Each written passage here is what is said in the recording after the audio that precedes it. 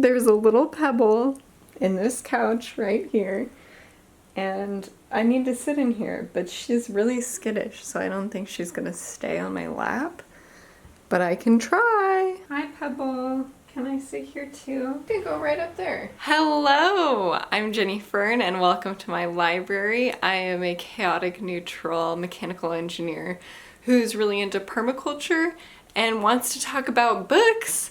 So let's talk about books. I don't have any physical books today to slap together because today we're talking about books that are going to be in the public domain in 2024. It's almost the new year while I'm filming this. I'm sure I'll release this when it is 2024, and these books will be available in the public domain in the United States. Copyright laws are complicated. Different countries have different requirements for when published works are available in the public domain. Some of these might already be available depending on where you live, and some of them may not be available for more years to come. This is more localized to the United States, which is where I'm from, so apologies if this doesn't apply to you. I had a hard time putting this list together, I'll be honest, because there's not like enough hype about the public domain, I feel like. I looked up a few lists on the internet and I found a few, and then I was like, well, let me ask ChatGPT. And unfortunately, while I was verifying the results, I found out of the 20 results I asked for, only 6 were accurate. One of them was a movie, and the other, it was a book that didn't even exist. So I don't know what happened. So in the United States, generally the books that are going to be available in the public domain this year are books that were first published in 1928. So Lady Chatterley's Lover, I have never read. This is about a passionate affair between an aristocratic woman and her gameskeeper, and it addresses the themes of love and societal expectations. And this was written by D.H. Lawrence, who was an English novelist exploring human relationships in his works, often delving into psychological and sexual aspects. So this is a bit of a contentious book with some banned elements to it. Then we have Orlando by Virginia Woolf. This novel spans 4 centuries and explores themes of gender identity and the fluidity of gender and time and space. Virginia Woolf was an English writer and a central figure in the Bloomsbury Group, and she used innovative narrative techniques.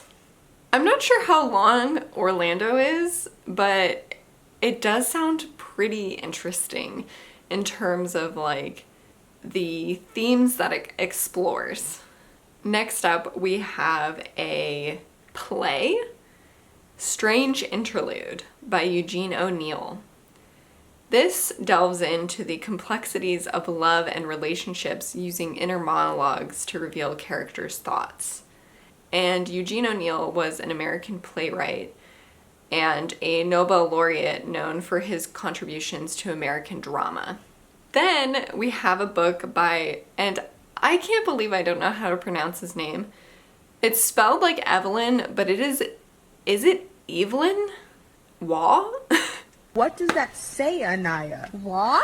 I don't know. I'm so sorry. I have The Loved One set aside by the same author because I'm so excited to read it in January. I also had no idea he was a man until today, looking up his biography. But Decline and Fall is a humorous novel satirizing British society, especially the education system. And Evelyn Waugh was an English writer known for his satirical novels, often reflecting conservative views. Ooh, then we have a really interesting one, The Well of Loneliness by Radcliffe Hall. The Well of Loneliness is a pioneering work in lesbian literature, portraying the challenges faced by its lesbian protagonist. Radcliffe Hall was an English poet and author who openly explored lesbian relationships in her works. Then we have Counterpoint by Aldous Huxley. The novel offers a complex and satirical portrayal of contemporary society featuring multiple characters and viewpoints, which is the most vague summary I could have ever had.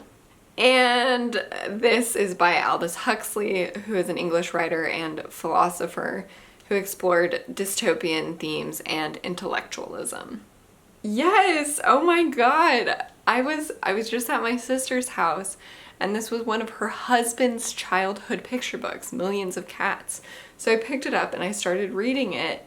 And this book is now going to be in the public domain. It's a children's book. It's one of the oldest children's book still in print.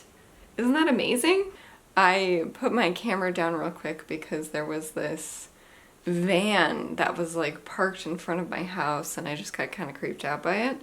There are 2 more books that I wanted to add to this list after I looked at my screenshots, and one is Dark Princess by W.E.B. Du Bois. This is about an African American navigating international politics in the 20th century.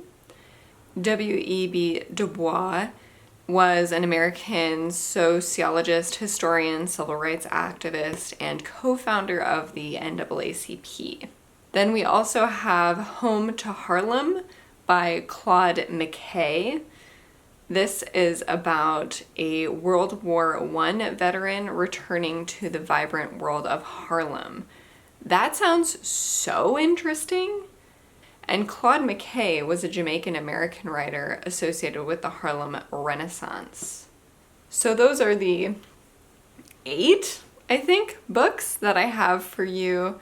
I do have a bit of a passion for the public domain access to books because it was one of the ways that I was able to read so much when I didn't have access to a library, when all I had was my phone.